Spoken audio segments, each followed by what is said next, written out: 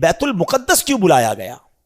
یہ بڑی کمال کا کوسچن ہے کہ اگر رب نے اپنی بارگاہ میں بلانا تھا تو یہ بیت المقدس کا ٹریول کیوں کروایا گیا؟ ایک ایسی جماعت قائم کی گئی کائنات میں، اس سے زیادہ مبارک جماعت کوئی نہیں ہوئی، اور وہ جماعت ہوئی، وہ نماز ہوئی بیت المقدس میں کہ جب سارے انبیاء صف بنا کر کھڑے ہیں، اور اب حبیب پاک جب وہاں جاتے ہیں تو جبریل امین نبی پاک کا ہاتھ پکڑ کر مصلی پہ کھڑا کر دیتے ہیں صف بصف کھڑے ہیں انبیاء، صف بصف کھڑے ہیں انبیاء، مصطفیٰ امام ہو گئے، ان کے جو غلام ہو گئے وقت کے امام ہو گئے، نام لیوا ان کے جو ہوئے ان کے اونچے نام ہو گئے۔ اور بریلی کے تاجدار سے پوچھو کہ یہ نماز کیوں ہوئی تھی، what is the reason to make that beautiful جماعت، جو سیکرڈ جماعت، دنیا کی سب سے مقدس جماعت، یہ کیوں ہوئی تھی؟ اس کی وجہ امام عشق و محبت عشق والی زبان میں فرماتے ہیں کہ نماز اقصا میں تھا یہی سر،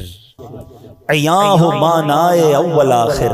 کہتے جو اقصا میں جماعت ہوئی تھی نا، اس میں ایک راز تھا، اور وہ راز یہ تھا کہ پتہ چل جائے کہ اول کون ہے، آخر کون ہے، افضل کون ہے، مفضول کون ہے، آقا کون ہے اور اس کے پیچھے کون ہے۔ سبحان اللہ۔ کہتے نماز اقصا میں تھا یہی سر، عیاں ہو مانائے اول آخر، ہے دست بستہ پیچھے حاضر، جو سلطنت آگے کر گئے تھے، جو پہلے سلطنت انبیاء کر گئے، وہ سارے ہاتھ باندھ کر پیچھے کھڑے ہیں۔ سب کو بتا دیا گیا کہ رب کا حبیب کون ہے، سب کا آقا کون ہے۔ گویا یہ منظر اس وقت ظاہر ہو گیا کہ خلق سے اولیاء، اولیاء سے رسول، اور رسولوں سے اعلیٰ، اور رسولوں سے اعلیٰ۔ مسجد اقصی میں جب نبی پاک علیہ الصلوۃ والسلام پہنچے نا، تو اب وہاں پر نبیوں نے خطبہ دیا۔ اب ذرا خطبہ سنیے گا۔ سب سے پہلے حضرت ابراہیم نے خطبہ دیا، الحمدللہ الذی اتخذنی خلیلا، تمام تعریفیں اس اللہ پاک کے لیے جس نے مجھے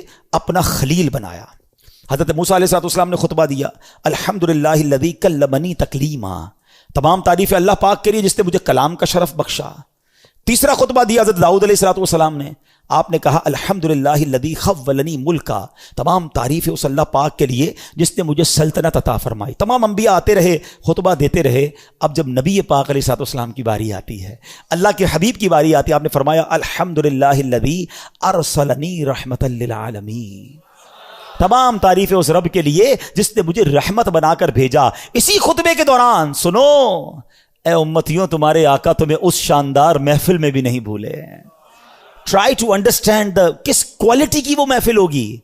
کائنات کے سارے بہترین، سب سے بہترین افراد جمع ہیں، اللہ کے حبیب خطبہ دے رہے ہیں، اور آڈینس کون ہے؟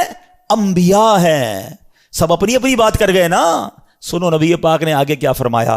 اللہ کے نبی کہتے تمام تعریفیں اس اللہ پاک کے لیے جس نے میری امت کو بہترین امت بنایا، جو لوگوں کے لیے نکالی گئیں۔ تمام تعریفیں اس اللہ پاک کے لیے ہیں جس نے میری امت کو سب سے افضل بنایا۔ تمام تعریفیں اس اللہ پاک کے لیے ہیں جس نے میری امت کو اول بھی بنایا۔ اول کیوں؟ کہ ساری امتوں میں سب سے پہلے جنت میں نبی پاک کی امت جائے گی، اور میری امت کو آخر بھی بنایا کہ یہ امت دنیا میں آنے کے اعتبار سے سب سے آخری امت ہے۔ اللہ اللہ، ایسی محفل تھی، اور آقا ذکر کس کا کر رہے ہیں؟ پہلے سوچو، ذکر کرنے والا کون ہے، سننے والا کون ہے، اور ذکر کس کا ہو رہا ہے؟ پھر ہم کیوں نہ کہیں کہ میری خوش قسمتی، میں تیرا امتی، تو کجا من کجا۔ کیسا روحانی تعلق ہے، ہم میں سے تو کوئی اس وقت پیدا بھی نہیں ہوا تھا، کروڑوں اربوں امتی نے بعد میں آنا تھا۔